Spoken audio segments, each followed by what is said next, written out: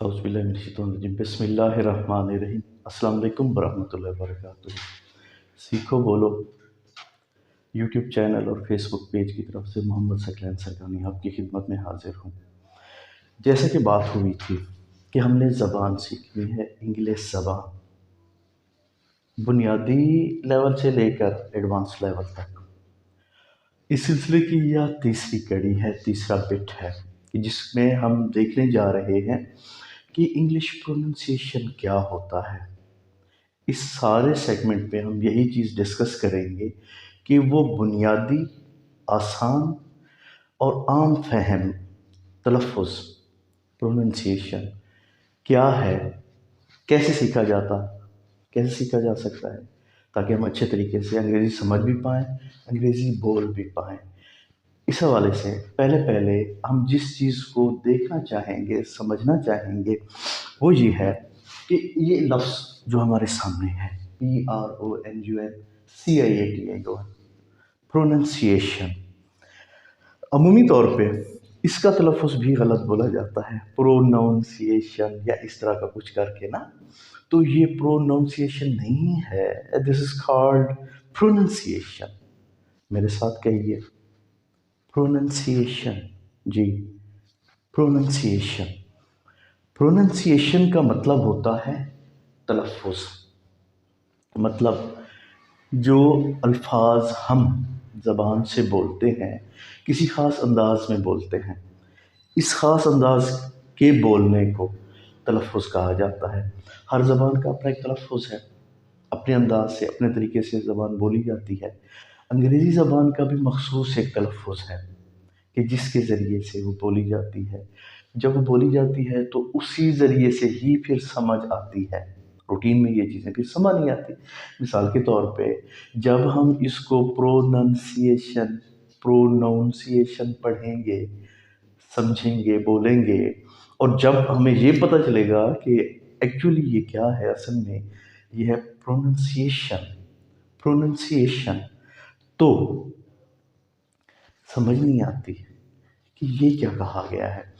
आज इस सारी सीरीज़ में, इस सारे सेगमेंट में यही चीज़ें, बुनियादी चीज़ें हम सीखने जा रहे हैं कि वो सीधे साधे, सिंपल से इजी टिप्स क्या हैं कि जिनको अगर हम समझ पाएँ तो तकरीबन बहुत सारी अंग्रेज़ी हमें समझ आ जाती है। अब अंग्रेज़ी से मुराद अंग्रेज़ी ज़बान, उसका तलफ़ुज़ है, वो हमें समझ आ जाता है।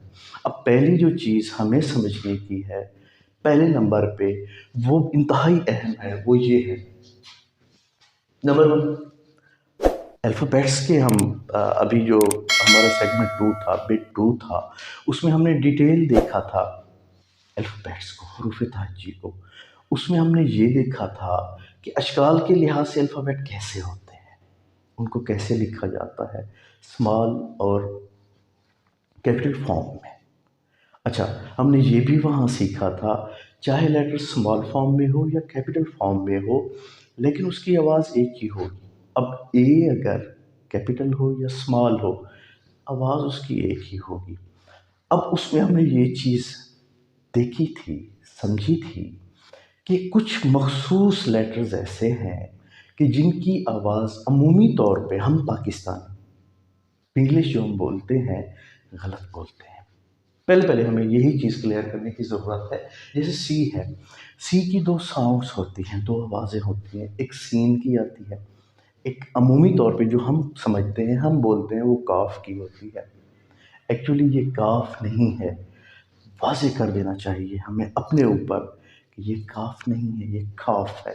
मिसाल के तौर पे कैट, कैन, काऊ, क्रो। तो जहाँ भी सी की हार्ड साउंड आएगी, मतलब ये काफ की आवाज़ दे रहा होगा, हमने काफ नहीं कहना, हमने काफ नहीं पढ़ना, हमने काफ कहना है। Crow, cat, can. आगे सी एच है, इसके हवाले से भी बात हुई थी। सी एच चे नहीं है, चिन नहीं है, च्यू नहीं है, चिल नहीं है, ये छिन, छे की आवाज़ आएगी। Chew, chill, challenge, chair, chancellor, तो इस तरह छे की आवाज़ आएगी। आगे के है, के की आवाज़ आम अमूमी तौर पे पाकिस्तानी जो है काफ करके पढ़ते हैं, काफ नहीं है, काफ। किंग, काइट, किंग, काइट, खे की आवाज़, के नहीं है। पी, फे की आवाज़ आएगी, पे की आवाज़ नहीं आएगी, फे आएगी, जैसे ये लिखा हुआ है फे। पिंक, पिलो, प्रिंसिपल, पॉट, फे। आगे क्यू है, क्यू की आवाज़ काफ की नहीं आएगी, जैसे ये सी की हमने देखा था, जैसे हमने के की देखा था, इसी तरह क्यू की आवाज़ भी खे की आवाज़ आएगी। क्वीन, क्यू, क्वेट, खोया, खाफ की आवाज़ आएगी, क्यू खाफ की आवाज़। अब टी है, अमूमी तौर पे इसको हम अपने तलफ़ुज़ में टे कहते हैं, टे नहीं है, ठे है। 10, टो, टू, टॉल, ट्विस्ट, ठे करके। अच्छा, इसमें ये बात समझने वाली भी लाजमी अहम है कि जब मतलब someone says to me where do you belong, मैं कहाँ से ताल्लुक़ रखता हूँ, तो मैं कहता हूँ I am from Pakistan. What does it mean? अब मुझे यहाँ पाकिस्तान नहीं कहना चाहिए, मुझे पेशावर नहीं कहना चाहिए। क्यों? इस वजह से जो पाकिस्तान है, जो पेशावर है, ये उर्दू ज़बान का लहजा है, उर्दू ज़बान का तलफ़ुज़ है। तो हम चाहे जितने भी अंग्रेज़ बान लें, हम गलत कहेंगे इसको पाकिस्तान कह के। हम गलत कह रहे होंगे जब हम इसको पेशावर कहेंगे, तब हम पेशावर ही कहेंगे, फिर नहीं कहेंगे। हम मुल्तान नहीं कहेंगे, हम मुल्तान ही कहेंगे, क्योंकि हर ज़बान का अपना एक हुस्न है। अगर उसी खूबसूरती के साथ उसको बोला जाए तो उसका तलफ़ुज़ ठीक होता है। अब यहाँ तक हमने ये देखा है, पहली बात प्रोनंसिएशन के हवाले से, ये जो लफ्ज़ जिसका मानी तलफ़ुज़ बनता है, ये है प्रोनंसिएशन। जी मेरे साथ कहिए, प्रोनंसिएशन, प्रोनंसिएशन।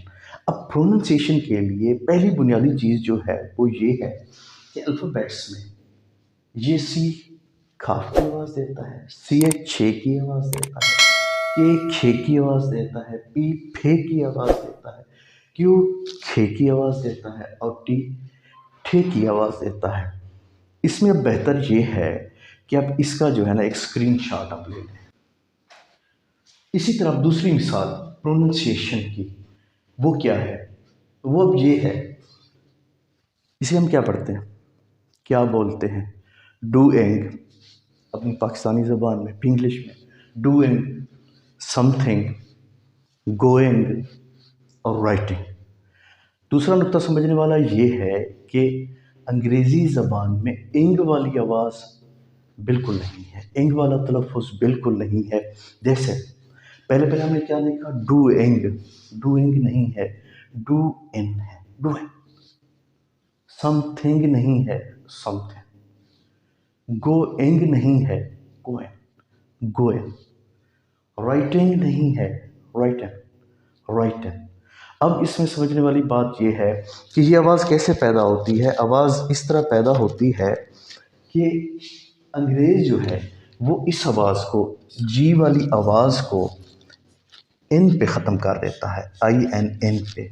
मिसाल के तौर पे doing, something, going, writing. समझने वाली बात कि जब भी इस तरह का अमूमी तौर पे हम जारी के फ़िक्रे देख रहे होते हैं, प्रोग्रेसिव फॉर्म में जब हम फ़िक्रात को देखते हैं, उसमें तलफ़ुज़ किस तरह होता है, writing, doing, something, coin. Ing नहीं है, गोइंग नहीं है, राइटिंग नहीं है, डूइंग नहीं है, राइटिंग, गोएन, समथिंग। अब इसका भी स्क्रीनशॉट ले लीजिए। इसी तरह अब तीसरा नंबर देखिए।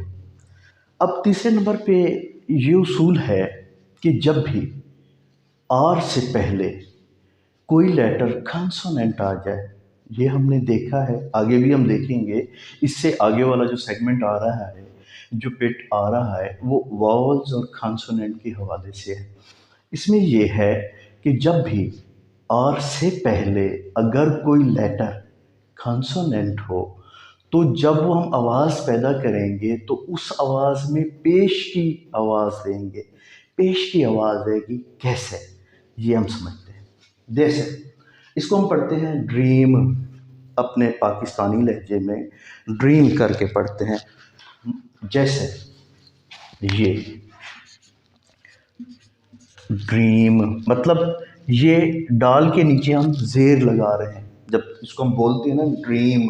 इसी तरह जब इसको हम पढ़ते हैं करीम, ज़बर डाल के, इसको हम कहते हैं ड्राइवर, ज़बर डाल के। इसको हम कहते हैं ड्रिंक,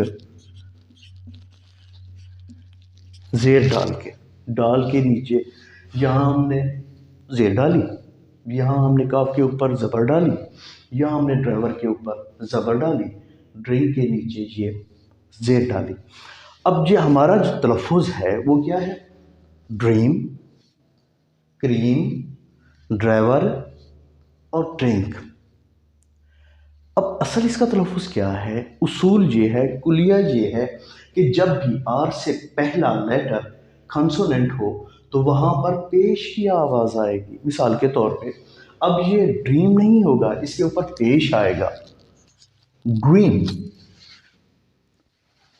अब ये करीम नहीं होगा, ये क्रीम होगा, क्रीम, पेश की आवाज़ के साथ क्रीम। अब ये ड्राइवर नहीं होगा, ये होगा ड्राइवर, ड्राइवर, पेश की आवाज़ के साथ। अब इसके ऊपर पेश आ जाएगा, इसके ऊपर पेश आ जाएगा। अब ये ड्रिंक नहीं होगा, अब ये होगा ड्रिंक, ड्रिंक, पेश के साथ। समझे क्या है, यहाँ तक ये समझे हैं कि जब भी आर से पहले अगर कोई लेटर कंसोनेंट हो, डी कंसोनेंट है, सी कंसोनेंट है, डी कंसोनेंट है, ये डी भी कंसोनेंट है, ये आर से पहले है।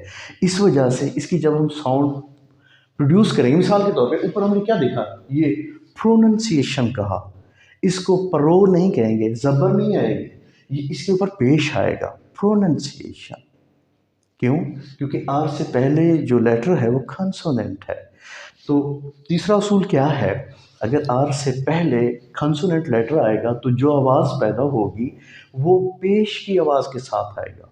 Drink, cream, driver, pronunciation, pro, form. इसका भी आप स्क्रीनशॉट ले लें जी। इसी तरह नंबर चार पे क्या है, आर साउंड। आर साउंड के हवाले से यूँ है कि बरतानिया वाले अमूमी तौर पे मखसूस हालात में आर की आवाज़ नहीं पढ़ते। उनके तलफ़ुज़ में आर की आवाज़ गुम हो जाती है, खामोश हो जाती है, साइलेंट हो जाती है। लेकिन अमेरिकन पढ़ते हैं, हर सूरत में आर की आवाज़ अमेरिकन देते हैं, आर की साउंड को वो प्रॉपर प्रोनाउंस करते हैं। अब कुलिया देखते हैं होता क्या है।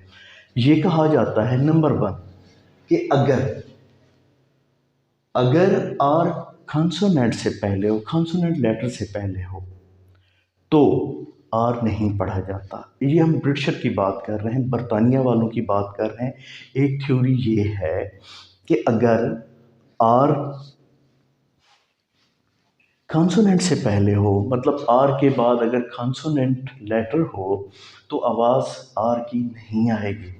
दूसरी थ्योरी ये है जो ज़्यादा कॉमन है कि अगर आर से पहले वावल आ जाए, या यूँ समझिए कि वावल के बाद अगर आर आ जाए, तो ब्रिटिशर आर की आवाज़ नहीं पढ़ते, उसको प्रोनाउंस नहीं करते। कैसे, ये देखते हैं। जैसे CAR। अब ए क्या है? ए हमारा है वावल, एक वावल साउंड है, वावल लेटर्स है। तो बरतानिया वाले इसको नहीं पढ़ते। खौ, खौ, आर की आवाज़ नहीं पढ़ते। जैसे हम कार पढ़ते हैं, कार तो बिल्कुल ही नहीं है ना सिरे से। या तो ये खार होगा जैसे अमेरिकन पढ़ते हैं, या ये खौ होगा, आर नहीं होगा। अच्छा, ये अब इसको हम पढ़ते हैं फार्म। अब ये फार्म बिल्कुल ही नहीं है। अब क्योंकि इससे पहले वावल आ गया है, ओ वावल है, हम इसको क्या कहेंगे? फॉर्म। ब्रिटिशर इसको कैसे पढ़ते हैं? फॉर्म। ये आर की आवाज़ ख़त्म हो जाएगी, फॉर्म। इसी तरह फौदा, इस आर से पहले ई है, ई वावल साउंड है, वावल लेटर है।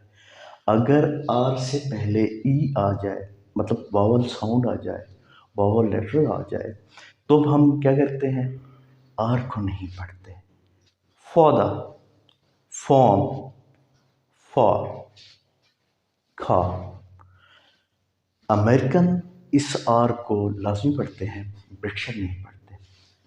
चौथे नंबर पे हमें ये चीज़ नशीन होनी चाहिए कि आर का जो फिनोमिना है, आर का जो मामला है, अहले ज़बान जो हैं बरतानिया वाले, अगर आर से पहले वावल की आवाज़ आ जाए, वावल लेटर आ जाए, तो आर को वो नहीं पढ़ते, लेकिन अमेरिकन हर सूरत में पढ़ते हैं।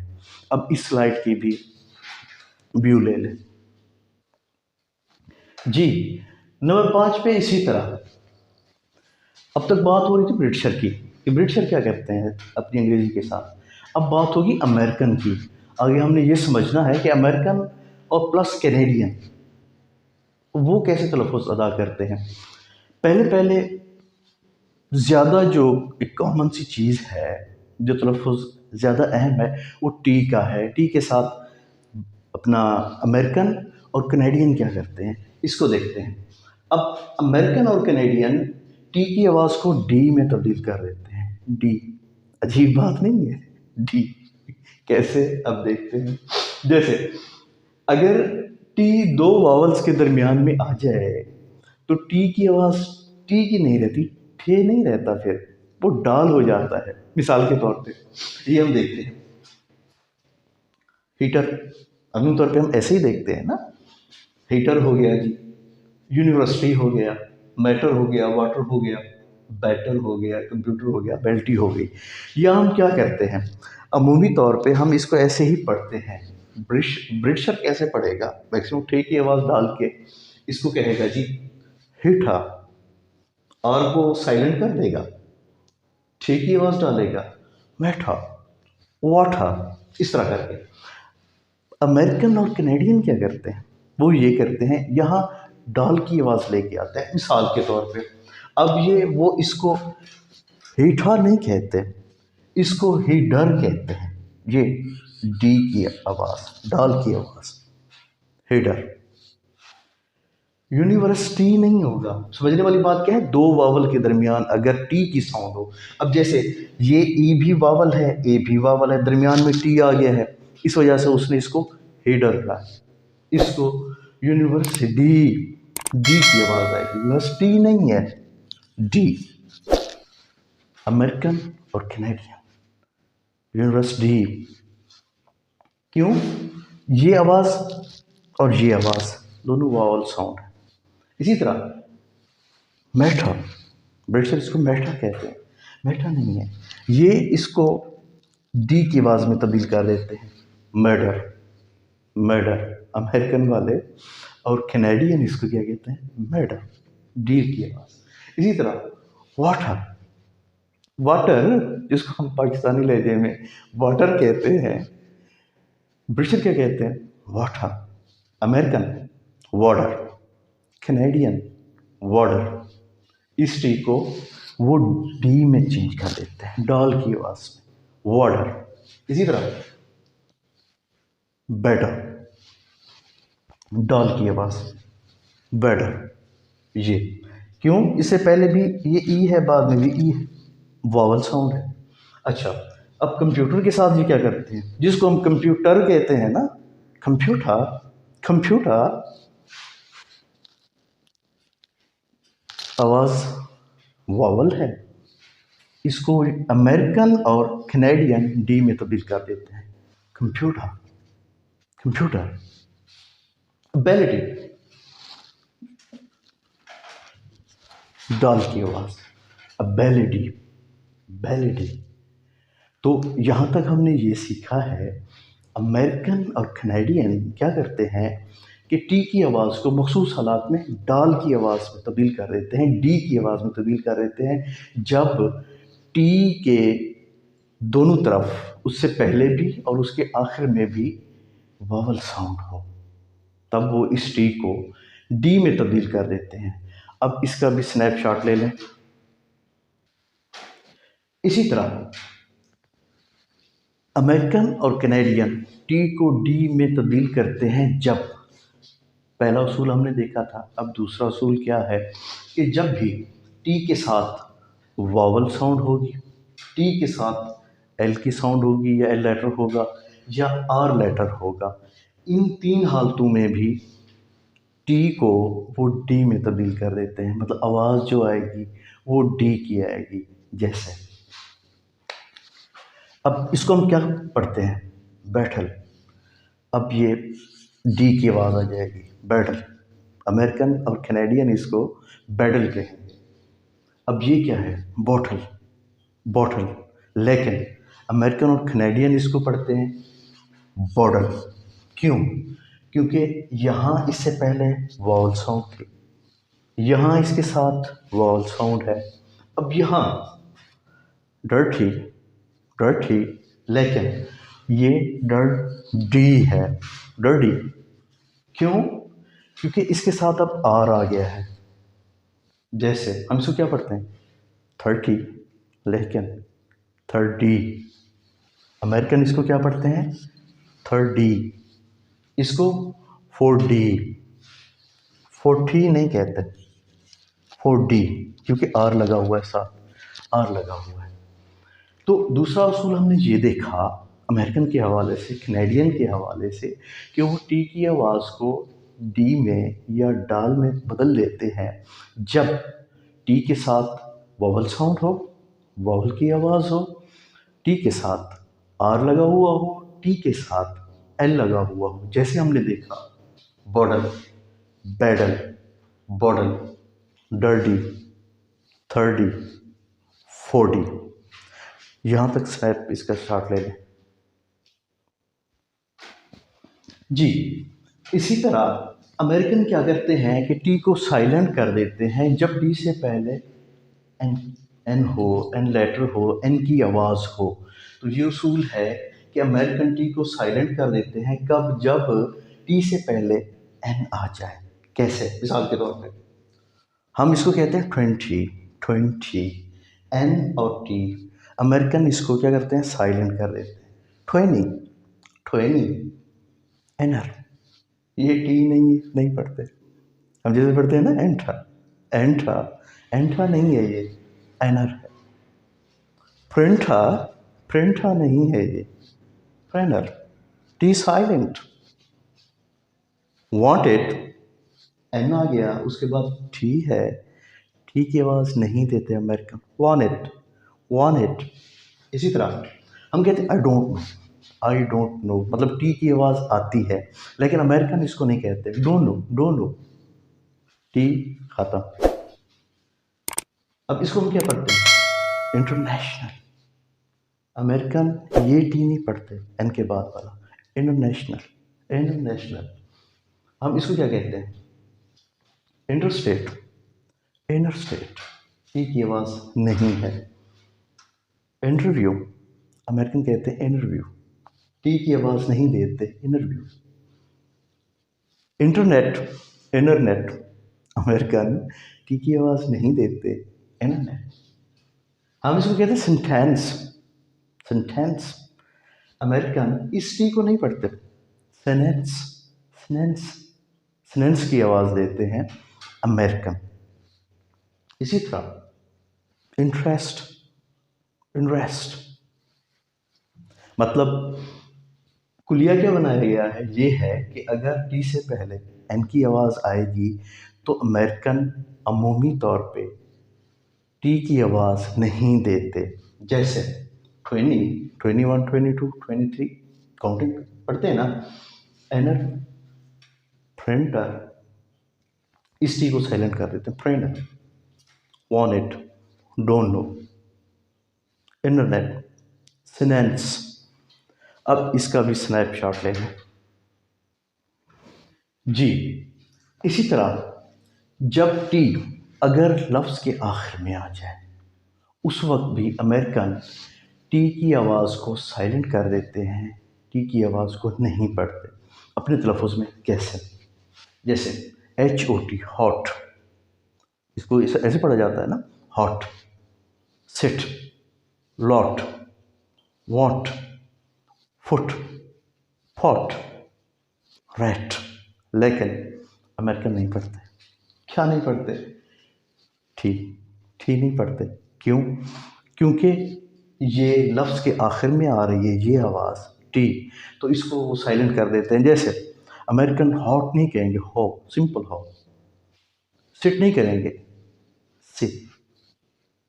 लॉट नहीं कहेंगे, लॉ। वॉट नहीं कहेंगे, वॉट। फुट नहीं कहेंगे, फू तक खत्म। फॉट नहीं कहेंगे, फॉ। रैट नहीं कहेंगे, रैट।